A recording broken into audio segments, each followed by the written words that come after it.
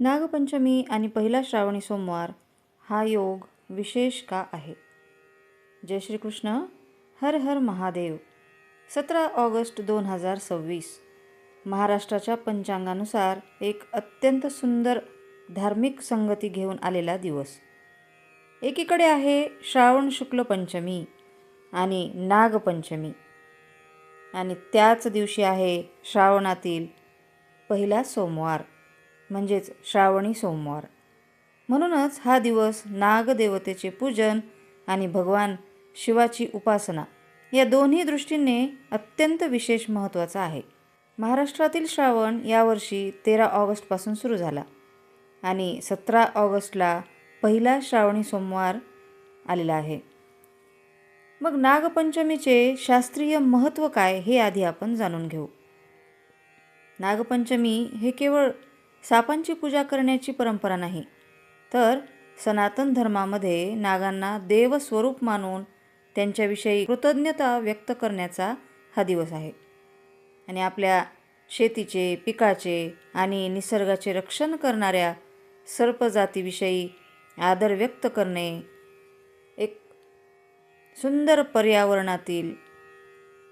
पर्यावरणीय भावनासुद्धा आहे. महाराष्ट्र पर्यटन विभागाच्या माहितीनुसार नागपूजेची परंपरा निसर्ग आणि कृषी जीवनाशी सुद्धा जोडलेली आहे.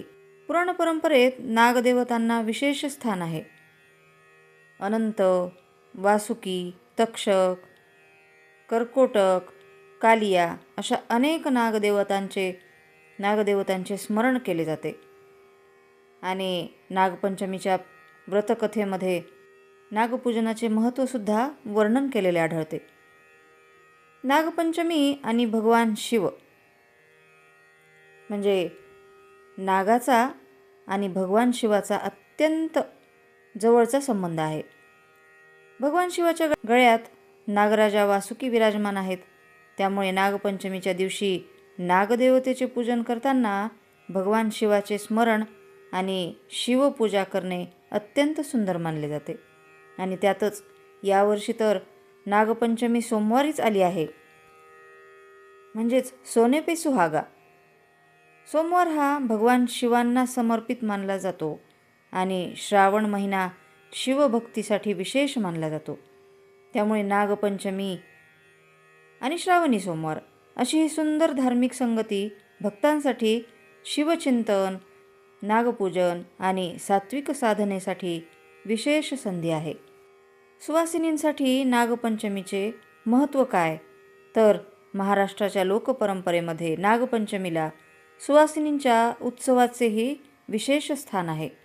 अनेक ठिकाणी सुवासिनी नागदेवतेचे पूजन करून पतीचे आरोग्य, दीर्घायुष्य, कुटुंबाचे सुख, समाधान आणि घरातील मंगलता यासाठी प्रार्थना करतात.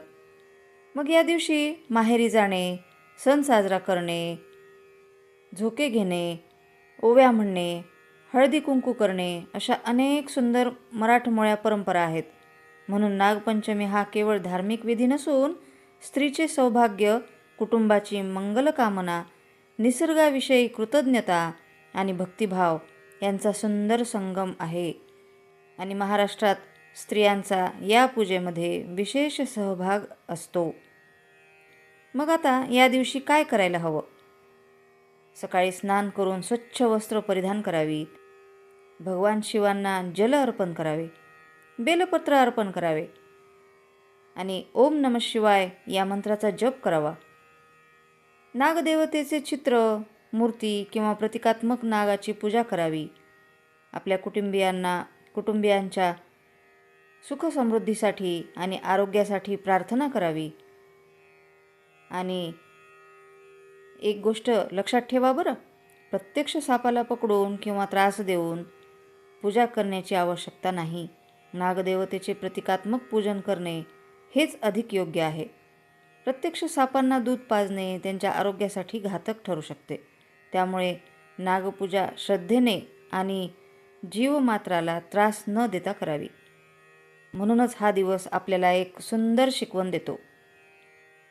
शिवाची भक्ती करा, नागदेवतेचा आदर करा, निसर्गाचे रक्षण करा आणि आपल्या कुटुंबियांच्या मंगलतेसाठी प्रार्थना करा. नागपंचमी आपल्याला सांगते की ज्यांच्यापासून आपल्याला भीती वाटते त्यांच्याबद्दलसुद्धा करुणा आणि आदर ठेवला पाहिजे. आणि श्रावणी सोमवार आपल्याला सांगतो, मन शांत ठेवून भगवान शिवाचे स्मरण केले तर भक्ती हीच जीवनाची शक्ती बनते. आणि या पवित्र नागपंचमी आणि पहिल्या श्रावणी सोमवारी नागदेवता आणि भगवान महादेव आपल्या सर्वांच्या घरात सुख, शांती, आरोग्य आणि मंगलता देवोत. सर्वांना सुख समृद्धी, धन ऐश्वर्य, सौभाग्य लाभो आणि दीर्घायुष्य लाभो. हर हर महादेव, हर हर महादेव. जय श्री कृष्ण.